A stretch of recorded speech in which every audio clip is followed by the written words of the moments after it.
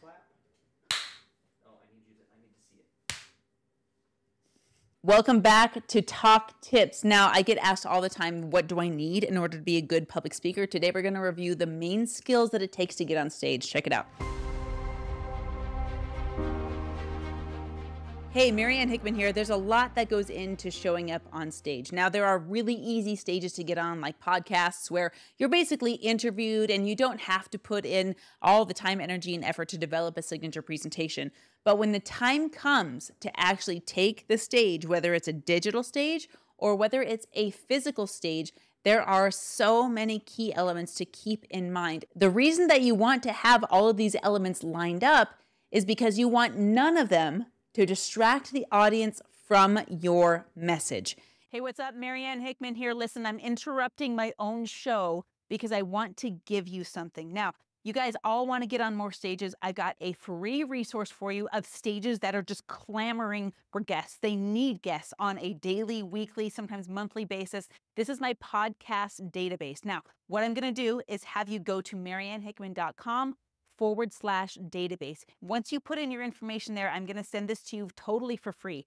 Open up this database. You're going to click through it, find the next podcast that's relevant to your topic, hit the application button, show up on their podcast, get in front of their people, and share your content. Remember, mariannehickman.com/database. Let's get you unlocked. If the audience is distracted by your clothing or by your face because it doesn't match your message or by how you can't stop fidgeting on stage, then what you're there to do is totally obsolete because they can't hear you because the distraction is too loud. Now, I know in the last talk tip, I said forget everything and go on stage, but it is only when you master these rules that you can have the permission to forget them. So here are the rules of how to do extremely well on stage. Number one, follow my 10-step formula. I talked about that in an earlier talk tip. In fact, if you go to the description of this video, I give you the entire 10-step formula in the comments. It's in a book. I'm just going to give it to you. So go check out the description. So keep in mind the entire 10-step formula.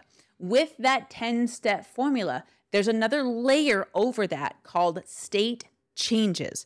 This is what keeps your audience engaged throughout your entire presentation. State changes might be something as simple as high five the person next to you or getting the audience to laugh, but you need a state change every 90 seconds so that the audience doesn't get bored in a lecture setting. You want to keep them moving because physiologically, if they're moving or if they're changing their state, in other words, they're absorbing more of your information.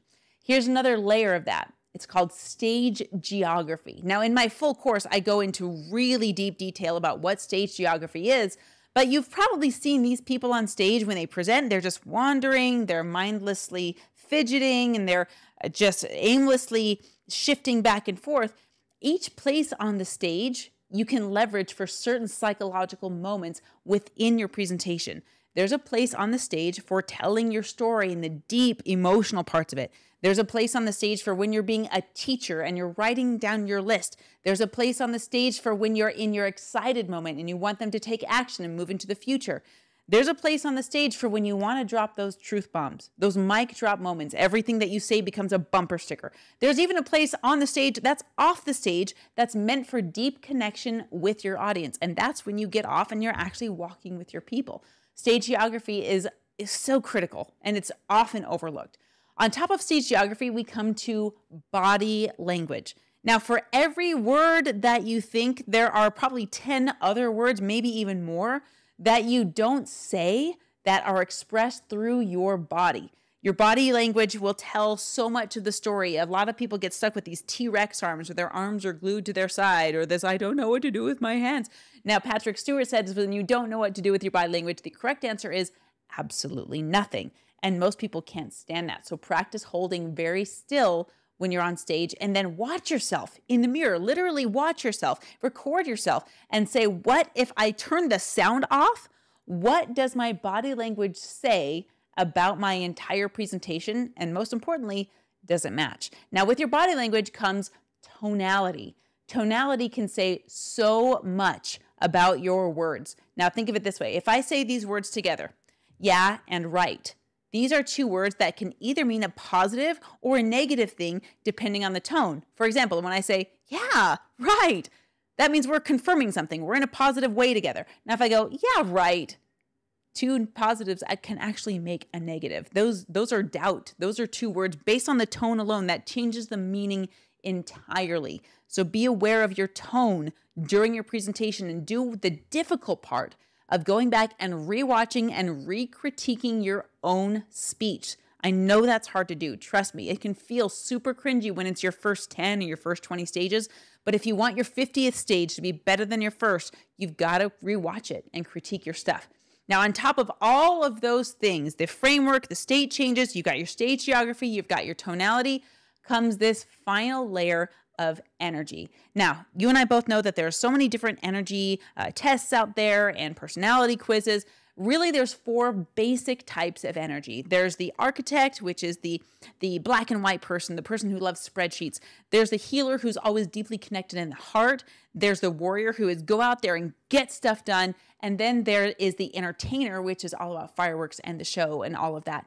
These 4 energy types combined with the 5th one, which is your X factor, really need to be overlaid throughout your entire signature presentation, combined with the tone, the body language, and the state geography.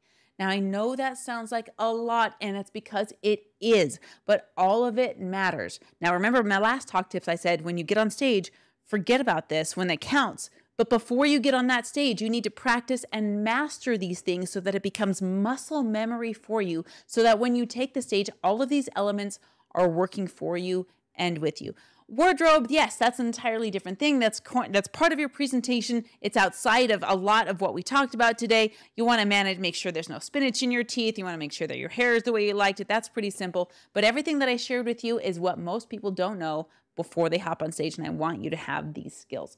So thank you for joining us for Talk Tips today. For more information, join me in my groups. Text me at the number below, and we will talk more about your next stage. Marianne Hickman here again. Listen, I hope super helpful for you. Maybe you learned something new. Share with me in the comments what was valuable. Or if you have this whole separate question like, hey, I wanted to know about this. I wanted to know about stage fright. I want to know how about my presentation on stage. I want to know about how to dress on stage. Anything that you want to know that's relevant to growing your business through stages, put in the questions. Because guess what? I go through and answer all of those personally. That's not an agency or a VA. That's me going through and looking at your questions because you are who I am here for. So last thing is I want you to get this database. If you haven't gotten it already, now I've got thousands of downloads on this thing, so maybe you've got it, but if not, make sure you go to mariannehickman.com/database. What that's going to do is take you to a page. You're going to input all of your information.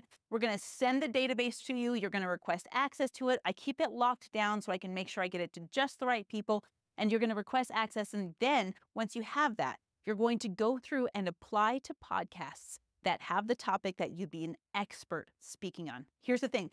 I get this database updated twice a week. So there's always new stuff in there. And if you're a podcaster, there's even a list of guests that you can have on your show on that podcast. Maybe you end up doing a podcast swap and you grow your audience that way. Regardless, I want you to get it. So mariannehickman.com/database, and we'll see you in the next Talk Tips.